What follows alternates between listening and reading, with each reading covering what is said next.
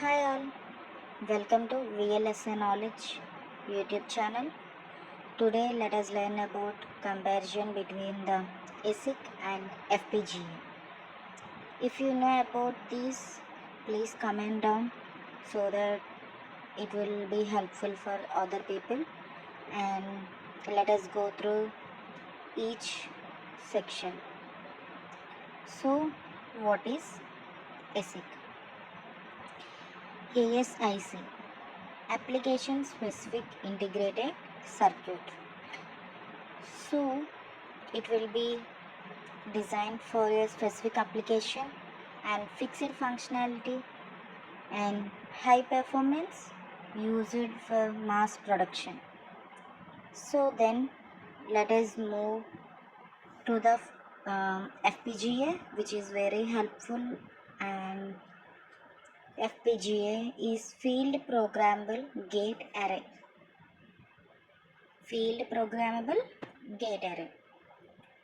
It is a reconfigurable hardware, which means we can redo that and can be programmed after manufacturing, and flexible design will be there and use it for prototyping and for low production. For when we require less production, less volume, then we can use FPGA.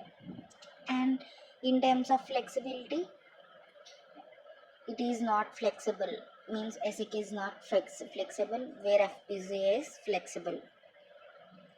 And the second one is performance. In terms of performance, very high performance is observed in ASIC and optimized for speed, where in FPGA moderate performance and slower than ASIC. So in terms of performance, ASIC is better. And let us go into third section, cost. When we compare the cost between ASIC and FPGA, initially high cost is for ASIC and low cost for FPGA, and low cost when we order for bulk, when production is for bulk, and higher cost per unit is for FPGA. So in terms of cost, ASIC is best when the bulk production is there.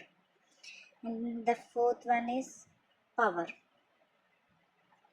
In terms of power, ASIC is better because it consumes low power, where FPGA consumes more power. And let us recall all the four, and let us go into the fifth section, fifth point, which is time to market, where ASIC takes more time because we have to design from the scratch. So the design plus fabrication automatically takes more time, where in FPGA faster development and quick testing and deployment, because we redo that, we use previous design. In terms of application, mobile chips, processors, consumer electronics uses ASIC because more mobile chips are required, where in the FPGA prototyping, research and signal processing uses FPGA. So based upon the appropriate application, we use them. And finally, ASIC is good for better for high performance, low power, and which is not flexible, where FPGA is flexible, faster development and higher power.